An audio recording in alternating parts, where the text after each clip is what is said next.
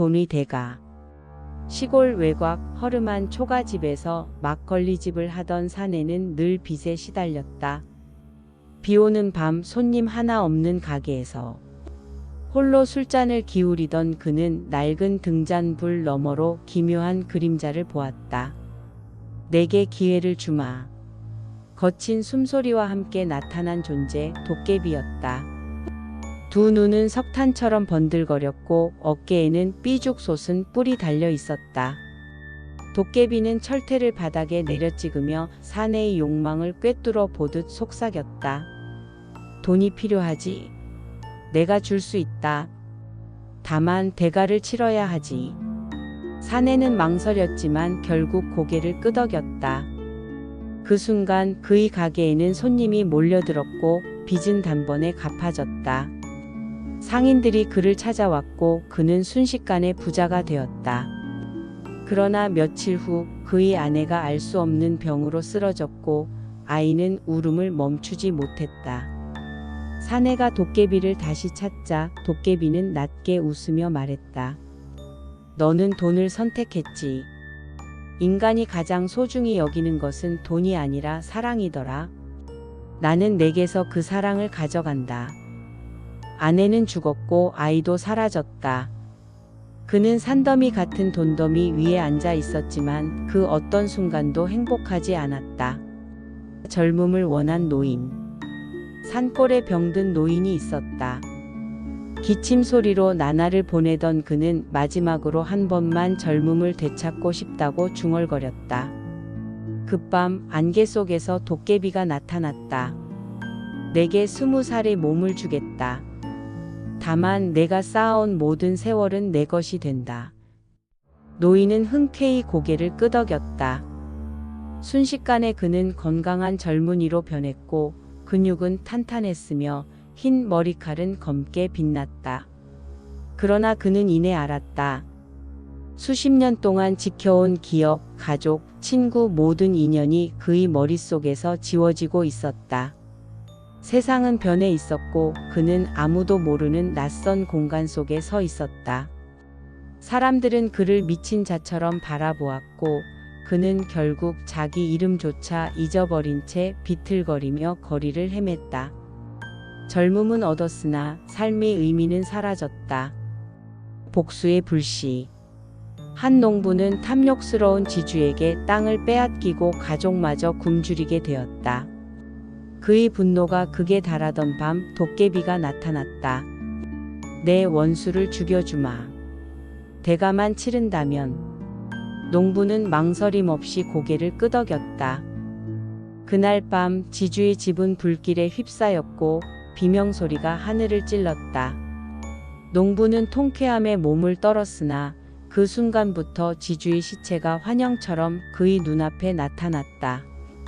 밭을 갈 때도 밥을 먹을 때도 잠을 잘 때도 피투성이의 지주가 웃고 있었다. 농부는 결국 더는 견디지 못하고 낫을 들고 스스로 목숨을 끊었다. 불씨는 꺼지지 않고 오히려 농부 자신을 태워버린 것이다. 아름다움을 바란 여인. 외모 때문에 평생 멸시받던 여인이 있었다. 그녀는 울며 속삭였다. 단 하루만이라도 아름답게 살고 싶다. 도깨비는 웃으며 다가왔다. 내가 너를 세상에서 가장 아름답게 만들어주지. 대신 너의 본 모습은 그림자 속에 남을 것이다. 그날 이후 여인은 마을에서 절세미인으로 불렸다. 남자들은 그녀에게 꽃다발을 건넸고 여자들은 질투와 부러움의 눈길을 보냈다.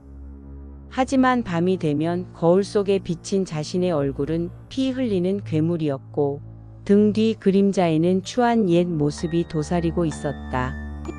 그녀는 거울을 깨부수고 그림자를 지우려 했지만 도망칠 수 없었다.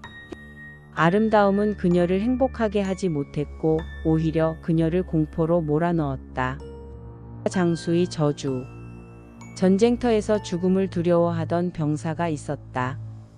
그는 간절히 기도했다. 죽지 않게 해주십시오. 도깨비가 나타나 속삭였다. 영생을 주마. 세월이 흐르고 전쟁은 끝났지만 병사는 여전히 늙지 않은 모습으로 홀로 남았다. 사랑하는 이들이 모두 죽고 사라지자 그는 홀로 광야를 떠돌았다. 영생은 축복이 아니라 끝없는 고독의 저주였다. 사랑의 환영. 한 사내는 사랑하는 아내를 병으로 잃었다. 그는 통곡하며 외쳤다. 그녀를 다시 돌려만 준다면 무엇이든 하겠다. 도깨비는 미소 지으며 손을 내밀었다. 그녀를 되돌려 주마. 다만 그 모습은 내 기억 속의 껍데기일 뿐이다. 아내는 돌아왔다. 그러나 그녀의 눈동자는 차갑게 비어 있었고 밤마다 피를 요구했다. 사내는 자신의 팔을 베어 피를 내어주며 그녀를 붙잡으려 했다. 그러나 그녀의 입술은 검붉게 물들어가며 점점 더 많은 것을 원했다. 사내는 끝내 뼈만 남아 쓰러졌고 그녀의 미소만이 어둠 속에서 빛났다. 명예의 무게. 젊은 장수는 전장에서 이름을 떨치고 싶어 했다. 그는 도깨비에게 말했다. 무패의 장수가 되게 해주시오. 도깨비는 그의 검에 불길한 힘을 불어넣었다. 그는 전쟁터에서 적을 베어내며 승승장구했고 사람들은 그의 이름을 영웅이라 칭송했다. 그러나 전쟁이 끝날 때마다 그가 베어낸 병사들의 원혼이 꿈속에서 발목을 잡았다. 비명과 울음소리가 그의 귀에 맴돌았고 칼자루는 피로 젖어 무거워졌다. 마침내 그는 전장에서 홀로 웃다가 무너졌다. 명예는 무거운 형벌이 되어 그의 삶을 짓눌렀다. 최후의 거래. 수백 년 동안 수많은 인간과 거래를 해온 도깨비는 마지막으로 한 인간을 만났다. 그 인간은 말랐지만 눈빛은 이상하게 단단했다. 내가 원하는 게 무엇이냐? 도깨비가 물었다. 인간은 낮게 웃으며 대답했다. 나는 아무것도 원하지 않는다. 다만 내가 사라지기를 바란다. 도깨비의 얼굴이 처음으로 굳었다.